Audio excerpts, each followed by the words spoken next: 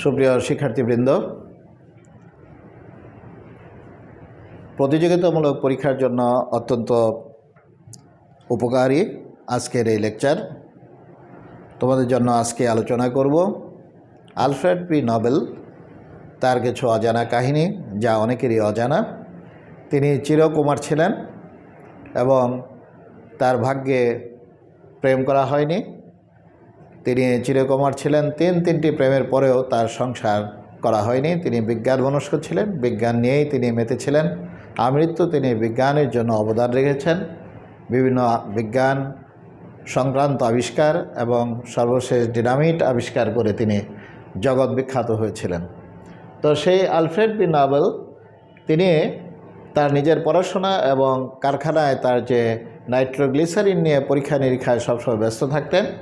তবে তার একটা ঝোঁক ছিল, এর পাশাপাশি তিনি কবিতাও লিখতেন। তো এই কবিতা লিখতে লিখতে একসময় কবিতার প্রেম, এবং তিনি স্বপ্ন দেখতেন এক সময় তিনি বিয়ে করবেন, সংসার করবেন, হয়তো কাউকে ভালোবাসবেন। তো আলফ্রেড পি নোবেল প্রথমে তার যে প্রেমের কাহিনী এক তরুণীর সঙ্গে, রাশিয়ান তরুণী, সেই রাশিয়ান তরুণী একটি ফার্মাসিউটিক্যাল কোম্পানিতে অ্যাসিস্ট্যান্ট ছিলেন। কিন্তু আলফ্রেড পি নোবেল কবিতায় এই তরুণীকে উদ্দেশ্য করে বিভিন্ন লেখা লিখলেও তরুণীকে সরাসরি কখনো প্রেমের প্রস্তাব দিতে পারেনি। তিনি সবসময় মনে করতেন যে তার দুর্বল স্বাস্থ্য এবং মাঝারি উচ্চতার মানুষ তিনি, তার চেহারাটা দেখলে মনে হয় দুঃখী দুঃখী। এইসব কারণে তাকে দেখে বোঝা যেত না যে তারও একটি ভালোবাসার মন রয়েছে। এজন্যে এদিকে আলফ্রেড যে তরুণীর প্রতি প্রেমে পড়েছে, এটা ঠিকভাবে গতি পাওয়ার আগেই মেয়েটি অর্থাৎ সেই তরুণীটি দুঃখজনকভাবে যক্ষা রোগে আক্রান্ত হয় এবং যক্ষায় আক্রান্ত হয়ে মাত্র 23 বছর বয়সে সেই তরুণীটির মৃত্যু ঘটে। এরপর সংবাদপত্রে তিনি একটি বিজ্ঞাপন দিলেন। তিনি একা হয়ে গেলেন। তার বিজ্ঞানের যে আবিষ্কার, সেই আবিষ্কারের কাজে, বিজ্ঞানের কাজে সহযোগিতার জন্য তিনি একজন ব্যক্তিগত সহকারী বা সেক্রেটারি খোঁজ করছেন। সেই কারণে তিনি সংবাদপত্রে ব্যক্তিগত সহকারী আবশ্যক বলে তিনি বিজ্ঞাপন দিলেন, এবং সেই বিজ্ঞাপনে সংবাদপত্রে আবশ্যক পাতায় যে বিজ্ঞাপনটা দিয়েছিলেন সেটি প্রকাশিত হয়েছিল ভিয়েনার একটি সংবাদপত্রে। এবং সেখানে তিনি চেয়েছিলেন, যে কন্ডিশন দিয়েছিলেন, যে প্যারিসে বসবাসরত একজন ধনী ব্যক্তি যিনি উচ্চশিক্ষিত, সংস্কৃতিবান, বয়স্ক ভদ্রলোকের জন্য প্যারিসের বাড়ির তত্ত্বাবধায়ক এবং ব্যক্তিগত সহকারী হিসাবে কাজ করার জন্য একাধিক ভাষায় পারদর্শী একজন বয়স্কা মহিলা আবশ্যক। তিনি এভাবে একটি বিজ্ঞাপন দিয়েছিলেন। তিনি প্যারিসে এসে দেখলেন তার বিজ্ঞাপনে রেসপন্স করেছে এবং অনেক দরখাস্ত পড়েছে, অনেক আবেদন পড়েছে। তো আলফ্রেড এই দরখাস্তগুলো দেখে তিনি অবাক হলেন এবং তিনি ভাবলেন যে এত দরখাস্ত এসেছে, সবার ইন্টারভিউ নেওয়ার হয়তো সময় হবে না, দরখাস্তগুলো চোখ বুলিয়ে সেখান থেকেই বাছাই করে নিতে হবে।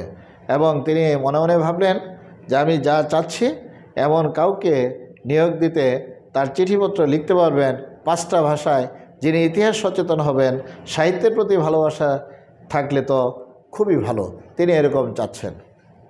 পরবর্তীতে তিনি যাকে এমন একজনকে খুঁজছেন যেন তিনি তার ভালোবাসার কথা বলতে পারবেন, এমনটি কিন্তু তার মাথায় ছিল না।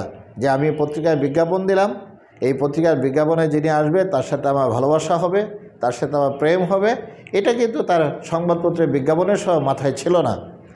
কিন্তু তিনি যাকে পেলেন সেক্রেটারির দায়িত্ব হিসাবে, তিনি দেখলেন যে আসলে তার সঙ্গে মন খুলে কথা বলা যায়, এবং তার চমৎকার হাতের লেখা, চমৎকার তার শব্দচয়ন, এবং সে 5টি ভাষা না জানলেও অন্তত 3টি ভাষা, ইংরেজি, ফার্সি, ইতালিয়ান, এই 3টি ভাষায় সে পারদর্শী।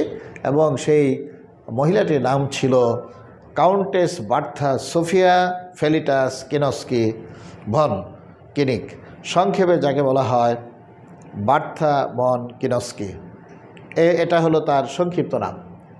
তো তাকে পাওয়ার পরে যখন তার সঙ্গে কাজ করতে লাগলো, তিনি দেখলেন যে তার সঙ্গে কথা বলতে বেশ ভালো লাগে, স্বাচ্ছন্দ্য বোধ করে, এবং তিনি কি গবেষণা করছেন, কি বিস্ফোরক তৈরি হচ্ছে এবং গবেষণা কেমন হচ্ছে, এগুলো কেমন কাজে লাগছে রাস্তাঘাটে, রেল লাইনে, পাহাড় পর্বত সমতল করার ক্ষেত্রে ডাইনামাইটের যে ব্যবহার, এগুলো আলাপচারিতায় তিনি দেখলেন, আলফ্রেড নোবেল দেখলেন যে এই মহিলার বেশ রেসপন্স আছে, অর্থাৎ বার্তা মন দিয়ে শুনে এবং রেসপন্স করে, শেয়ার করে, এবং তার মনে হয়েছে তখন যে হ্যাঁ, আমি এতদিন যার জন্য অপেক্ষা করেছি মনে হয় তাকে আমি পেয়ে গেছি, এবং বার্তাই হতে পারে তার জীবনের সুখ দুঃখের অংশীদার। বার্তার বার্তাকে কাছে থেকে দেখে কয়েকদিন মিশে বার্তার প্রতি এক ধরনের দুর্বলতা অনুভব করলেন আলফ্রেড বি নোবেল। কেননা বার্তা যেমন ছিল শিক্ষিত, তেমনি সুন্দরী, তেমনি স্মার্ট এবং একাধিক ভাষায় পারদর্শী, এমন কাউকেই তো তার দরকার ছিল। তিনি মনে মনে ভাবতে লাগলেন।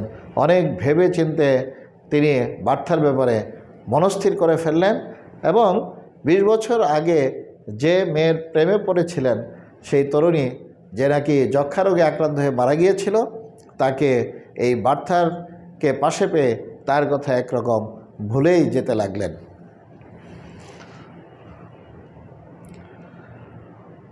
কিন্তু আসলে দুঃখের ব্যাপার হলো, তিনি তো দুঃখের সাথী হয়ে গিয়েছেন। আলফ্রেড বি নোবেল তিনি সেই তরুণীকে হারালেন। এবার বার্তার প্রেমে, একতরফা প্রেমে পড়লেও বার্তার সঙ্গেও তার প্রেম হচ্ছে না, তার জুটি হবে না। কেননা বার্তা ছিলেন অন্যের বাগদত্তা। বার্তা ছিলেন আর্থার নামে একজনের বাগদত্তা, এবং সেই আর্থাকে বিয়ে করে বার্তা চলে গেলেন, এবং চলে যাওয়ার পরে নোবেলকে সুন্দর করে একটি চিঠি লিখলেন। সেই চিঠিতে তিনি সেই সংবাদটা দিলেন যে তিনি আর্থার নামে এক ভদ্রলোককে বিয়ে করেছে, যার বাগদত্তা তিনি ছিলেন। তো বার্তার সঙ্গে সুন্দর একটা বন্ধুত্বের সম্পর্ক তিনি রেখেছিলেন, এবং এই সম্পর্কটা বার্তার সঙ্গে সেই ভদ্র মহিলার অটুট ছিল আমৃত্যু পর্যন্ত, এবং পত্র যোগাযোগ ছিল আলফ্রেডের মৃত্যু পর্যন্ত। সুপ্রিয় শিক্ষার্থীরা, পরবর্তীতে তার যে তৃতীয় প্রেম বা তৃতীয় যে ঘটনাটি, সেটি হচ্ছে তিনি অত্যন্ত জেদি হয়ে গেলেন এবং ক্ষুব্ধ হলেন।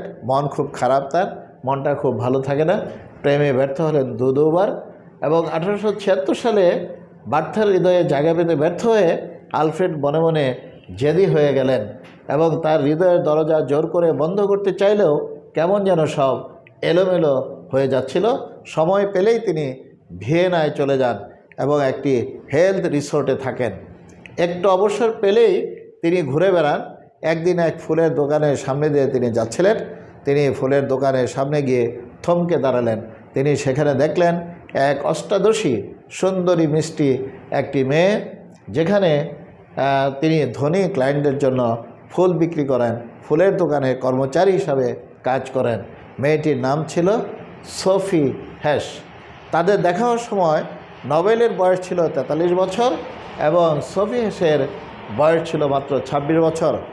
কয়েকদিনের মধ্যেই আলফ্রেড ফুল কেনার মতোই মেয়েটিকে যেন একরকম কিনেই নিয়ে গেলেন তার বাসায়। অনেক বছর সোফিকে তিনি নিজের কাছে রাখলেন, এবং নোবেলের সবচেয়ে দীর্ঘস্থায়ী প্রেম ছিল এই সোফি হেসের সাথে। 18 বছরের সম্পর্ক ছিল তাদের, কিন্তু এই সম্পর্কটা ছিল শুধুমাত্র প্ল্যাটনিক।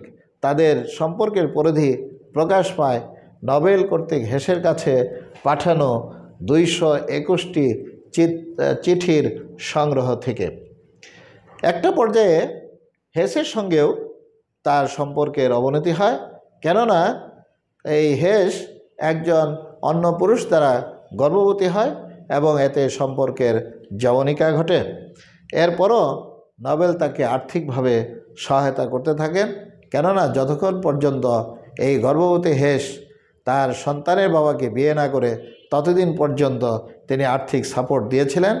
এবং এটার আরেকটা কারণ ছিল হেসকে যেন কেউ বেশ্যা বলতে না পারে, ঘৃণা করতে না পারে, সেই জন্য আলফ্রেড বি নোবেল সেই হেসকে সাপোর্ট দিয়েছিলেন।